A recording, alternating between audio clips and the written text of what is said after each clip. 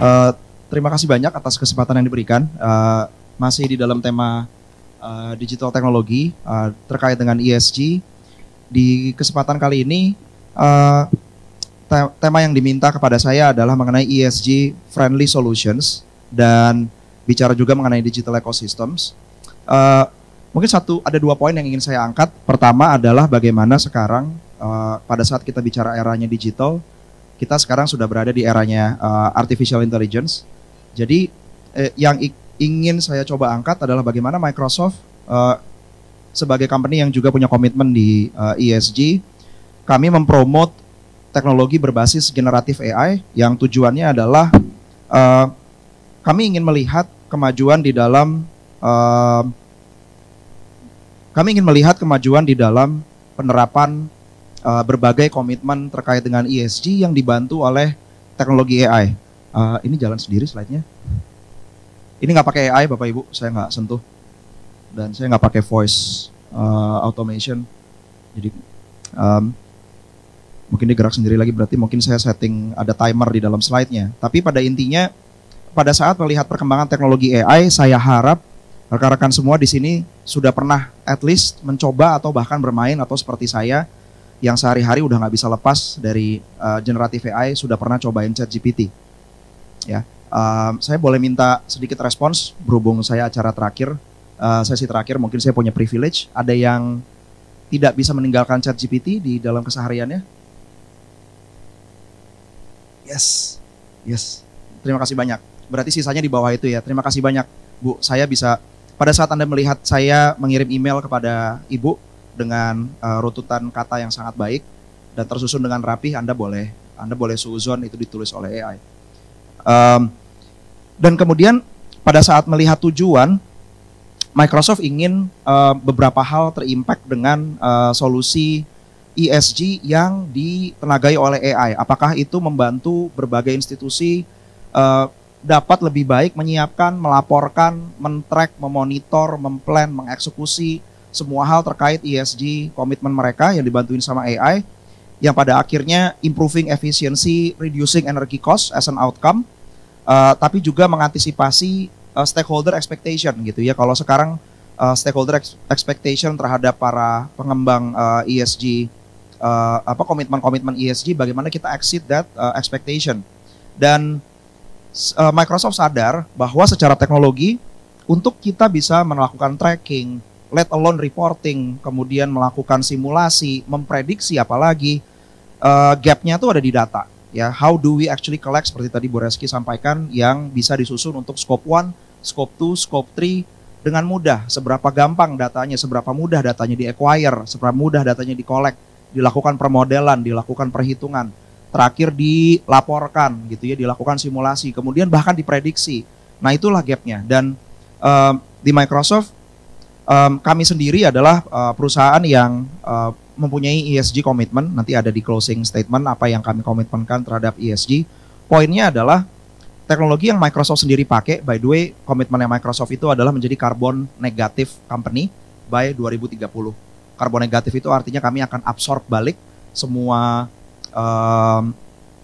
carbon emission yang sudah kami hasilkan sejak Microsoft berdiri tahun 1975. Dan teknologi yang kami pakai ini ingin kami embrace ke luar, to our customers, to governments, to our partners, to our startups, supaya mereka bisa juga do monitor and manage their ESG performance. Saya mau langsung kasih lihat aja sedikit tour karena waktu saya tinggal 10 menit. Sebenarnya kehidupan keseharian seorang sustainability officer yang dibantuin sama generative AI itu seperti apa. Dan ini harapannya sebenarnya Anda sudah pernah menyentuh, at least bermain sedikit dengan ChatGPT ya. By the way, ya saya kemarin kakak saya baru lamaran, saya sangat mengembrace gunakan hal ini di keseharian Anda. Saya tuh bikin, kan kalau lamaran tuh suka harus menyambut gitu ya, saya dibikin pantun sama ChatGPT, langsung keinget. Jadi it's very very practical tools. Kalau in case tadi selain yang angkat tangan udah tidak bisa meninggalkan ChatGPT ya. Bahkan hari Minggu aja saya pakai Bu, untuk ngurusin lamaran kakak saya kemarin.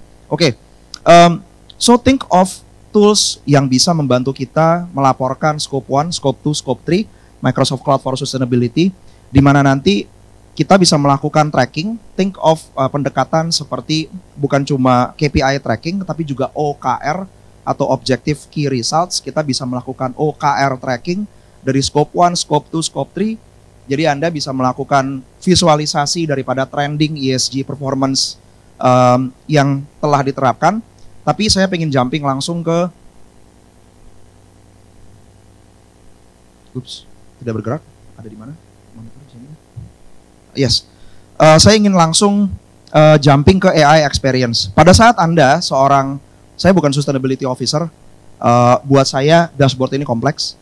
Mungkin Anda para sustainability practitioner dapat membaca scope 1, scope 2, scope 3 ini dengan jauh lebih mudah atau lebih detail dari saya. Tapi yang ingin berusaha saya sampaikan adalah ini.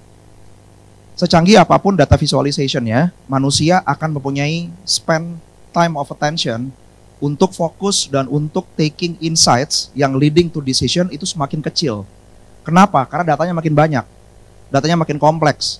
Saya nggak tahu seberapa sering scope 1, 2, 3 itu akan berubah dari sisi bagaimana caranya menghitung, cara mendeklar, cara merevisi. So let alone taking actionable insights. Ngertiin kayak gini aja mungkin, so what I'm gonna do about this?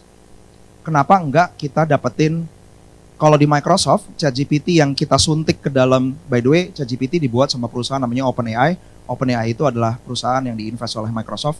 So basically ChatGPT running di Microsoft. Versi ChatGPT yang running di Microsoft itu namanya Copilot.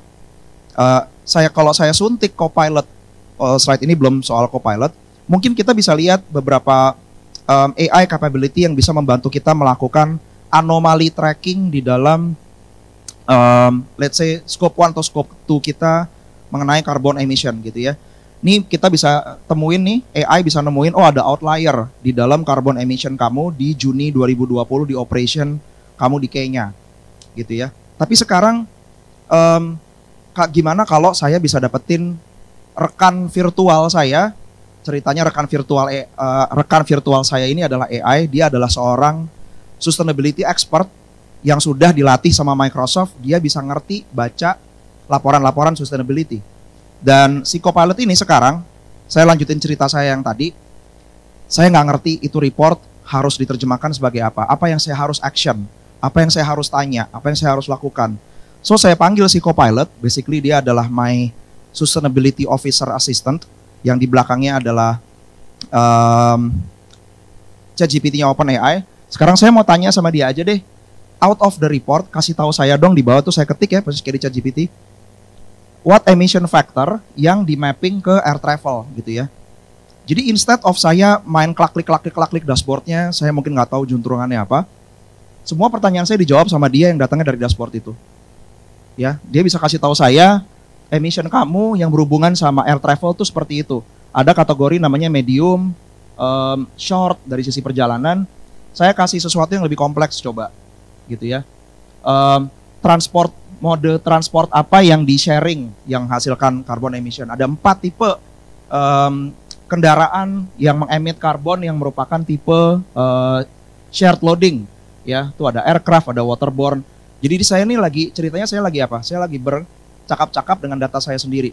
Dan itulah generative AI. Dan sekarang saya bikin lebih kompleks. Kasih saya emission report saya. Kalau kita bercakap-cakap dengan manusia, pasti kan dia suka ngomong gini, sering dapat di respon gini nggak? Sorry, konteksnya apa ya? Sering digituin nggak? AI pun sekarang bisa on that human intelligence level. Jadi kalau saya cuma bilang, please give me emission report, dia minta konteksnya dong. Ini ada ininya nggak ya? Apa namanya? Lasernya. Oh tipis ya. Ups. Dia minta konteks, kasih saya dong emission report yang kamu minta tuh yang mana gitu ya, dan periodenya kapan, kasih saya konteksnya gitu ya. Jadi udah kayak bercakap-cakap as in human intelligence. Jadi saya kasih tahu, saya minta yang scope 3 aja, reporting periodnya Juli sampai September 2023 aja dalam organisasi si Kontoso itu gitu ya, dan dia kasih saya reportnya, link ke reportnya. Bahkan kalau misalnya ada template report tertentu, to my knowledge, kalau misalnya udah ada standar template seperti di Uni Eropa itu kan punya CSRD ya, belakangnya directive S-nya sustainability. Ya, ini untuk membuktikan saya bukan sustainability expert. kasih saya CSRD report ya. Jadi dia bisa rubah template report ini berdasarkan CSRD report. Saya nggak tahu di Indonesia akan follow apa. Atau bahkan jangankan berinteraksi dengan data. Pada saat Anda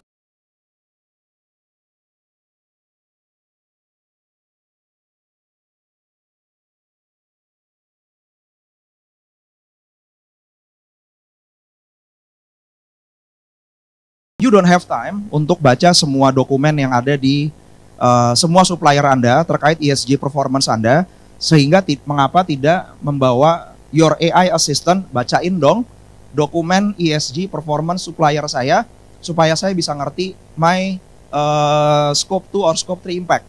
Jadi di sini saya bikin kayak search engine sendiri yang di dalamnya udah ada ChatGPT. By the way, ini private. Private artinya nggak keluar dari organisasi Anda, jadi ini aman. Kalau sekarang misalnya saya minta nih supplier saya punya dokumen ESG nih, terus saya saya minta nih di kanan sini ya, sama ya kayak tadi ya, show me carbon reduction goal targetnya si supplier ini dari reportnya dia, dan dia akan summary-in ke saya dengan pertanyaan yang tadi saya tanya. Dia akan kasih tahu kalau dia berhasil mereduce supply chain emission by 30%. Saya tanya lagi, circularity komitmennya gimana. Jadi saya bisa bercakap-cakap sama dokumennya. Ya, ini bisa membantu Anda to actually treat the supplier in the context dari looking at your scope 2 atau scope 3 dari value chain. Jadi Gen AI when it comes to how ESG itu bisa di benefit, when it comes to accelerating ESG commitment benefit, tujuannya Microsoft, why we are doing this? Karena Microsoft yakin Gen AI itu adalah the incremental capability untuk membuat apa yang telah ada sekarang itu dari sisi mission tercapai lebih cepat. Ya, kami lakukan ini bukan cuma di ESG, even untuk education. Bagaimana kami ingin Gen AI ini justru membantu orang-orang mendapatkan akses yang lebih baik ke education, bukannya menggantikan guru, gitu ya. Kami ingin lebih banyak orang bisa mengerti sebagai sustainability officer taking insights on sustainability action dibandingkan menggantikan sustainability officer dengan AI. Jadi di balik itu semua adalah komitmennya Microsoft. Number one, we are committing to be carbon negative company by 2030. We are going to be water positive. Kami akan menghasilkan lebih banyak air as a commitment dibanding dengan yang kami pakai, karena kami running large scale global data center termasuk yang segera datang di Indonesia. Zero waste dan juga protect and persevere ecosystems. Lastly, progres kami sejauh ini 1,4 juta investment di dalam carbon removal dan seterusnya. Nothing we celebrate of dari hal-hal ini. Yang ingin saya sampaikan dengan progres Microsoft ini adalah we doing this in the 100% implementation of technology. Dan tanpa AI hampir mustahil Microsoft going to meet our ESG commitments gitu ya. Dan whatever we learn internally di Microsoft, how we are taking the goodness dari kemajuan teknologi AI itu yang ingin kami transfer kepada para pengemban ESG commitment. Saya tutup dengan quote dari Brad Smith. Beliau adalah chairman kami yang juga memimpin sustainability practice di Microsoft Global. Adalah pada saat kita semua menuju ke net zero, mereka yang bisa bergerak cepat, dan dalam konteks ini adalah kita semua punya kesempatan untuk mendapatkan akses ke teknologi AI dan juga generative AI, we should do so. Ya, terima kasih. Selamat sore. Assalamualaikum warahmatullahi wabarakatuh. Tepuk tangan.